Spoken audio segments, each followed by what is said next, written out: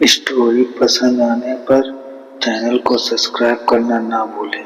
साथ ही notification bell जरूर दबा दें, जिससे हमारी स्टोरी आपको लगातार मिलती रहे। गांव के एक सुनसान कोने में एक पुराना लकड़ी का घर था, जिसके बारे में कहा जाता था कि उसमें रहस्यमय चीजें छुपी हैं।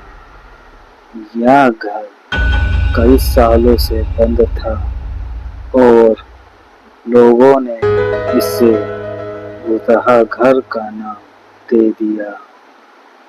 गांव के सबसे बुजुर्ग आदमी धर्मचंद ने बताया था कि इस घर में एक ऐसा बक्सा है जिसे कोई खोल नहीं पाया।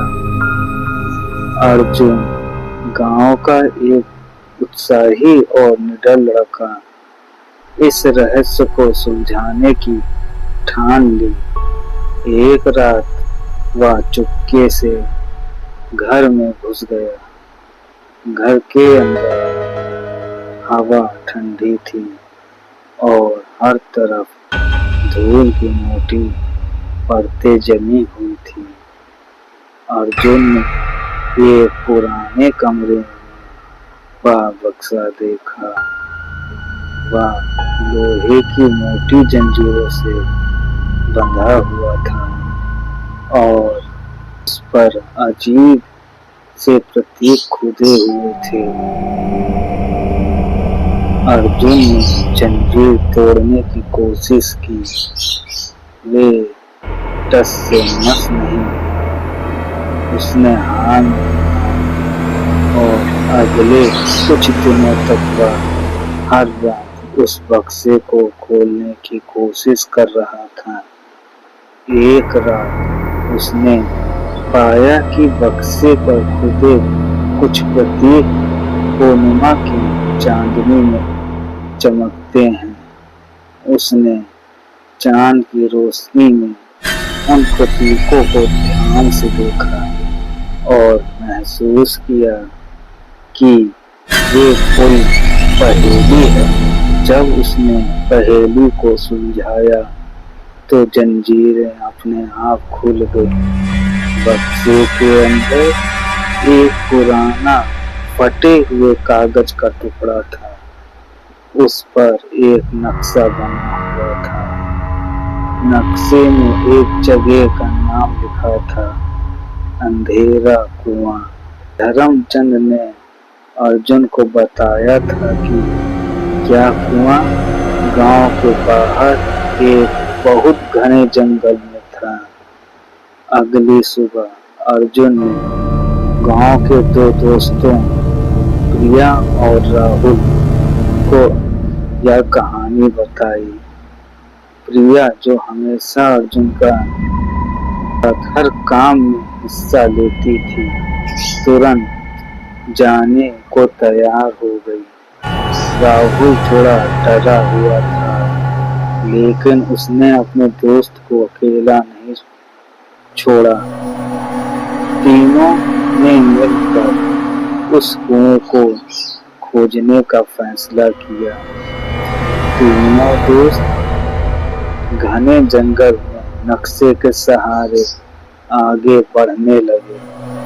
रास्ता बहुत मुश्किल था और हर तरफ भयानक आवाजें आ रही थी।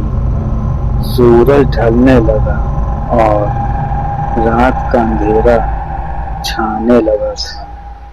तभी उन्होंने देखा कि नक्शे पर एक जगह का नाम लिखा था, डरावना पेड़। जैसे ही उन्हें डरावने पेड़ को पार किया, प्रिया की टॉर्च की रोशनी अचानक बंद हो गई। राहुल डर गया और बोला, हमें वापस चलना चाहिए। लेकिन अर्जुन ने हिम्मत नहीं हारी। उसने अपनी टॉर्च निकाली और आगे बढ़ा। जल्द ही उन्हें एक पुराना कुआं दिखाई दिया। कुएं के चारों ओर अजीब तरह की पौधे हुए थे कि गहराई में एक अजीब सी रोशनी आ रही थी। तीनों ने कुएं में झांका। कुएं में बहुत सारा पानी था और उसकी सतह पर अजीब सी लाल रंग की चमक थी। अचानक पानी से एक हाथ बाहर निकला और उसने प्रिया के पैर को पकड़ लिया। प्रिया चीखने लगी, बचाओ! अर्जुन और राहुल डर के मारे पीछे हट गए। उन्होंने देखा कि वह हाथ अब भी प्रिया को खींच रहा था। राहुल ने हिम्मत करके अपनी टॉर्च उस पर डाली और देखा वहाँ एक पूरा शरीर बन चुका था। वह एक जवान औरत थी जिसके पूरे शरीर पर मिट्टी लगी हुई थी और उसकी आंखों में एक डर भरा हुआ था। बचाओ मुझे, उस बक्से से औरत ने डरी हुई आवाज में कहा। अर्जुन को समझ नहीं आया कि क्या हो रहा है। वह उस औरत की मदद करना चाहता था, लेकिन उसका डर भी बढ़ रहा था। तभी उसने देखा कि औरत के पीछे एक और आकृति थी। वह एक बूढ़ी औरत थी जिसके बाल सफेद और बिखरे हुए थे। इस औरत ने मुझे इस कुएं में कैद कर दिया है, बूढ़ी औरत ने चिल्लाते हुए कहा। अर्जुन को समझ में आ गया कि कौन सच कह रहा है। उसने देखा कि बूढ़ी औरत के हाथ में एक छोटा बक्सा था, बिल्कुल उसी तरह का जैसे उसे घर में मिला था।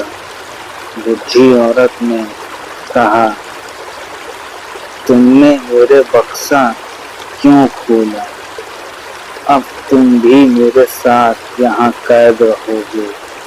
यह सुनकर अर्जुन ने तुरंत जेब में हाथ डाला और उस पुराने घर से लाई हुई ताबीज निकाली।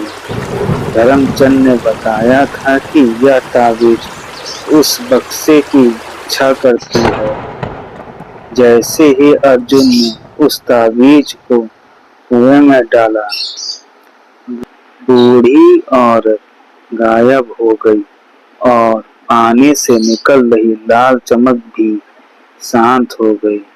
प्रिया सुरक्षित थी। अर्जुन और राहुल ने उसे कुएं से निकाला।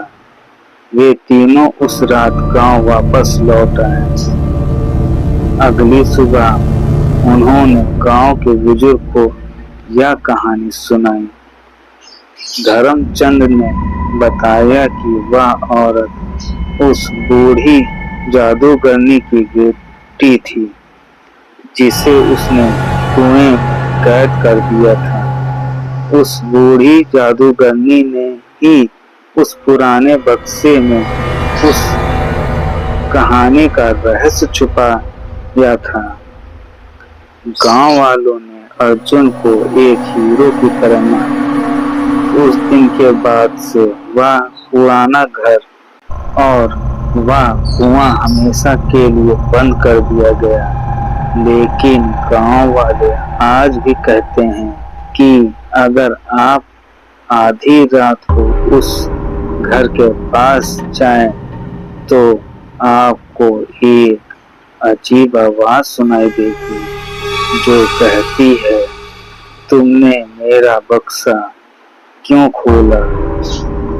ऐसी ही स्टोरी सुनने के लिए बने रहें हमारे YouTube चैनल पर और चैनल को सब्सक्राइब करना ना भूलें, जिससे आपको लगातार हमारी स्टोरी मिलती रहे।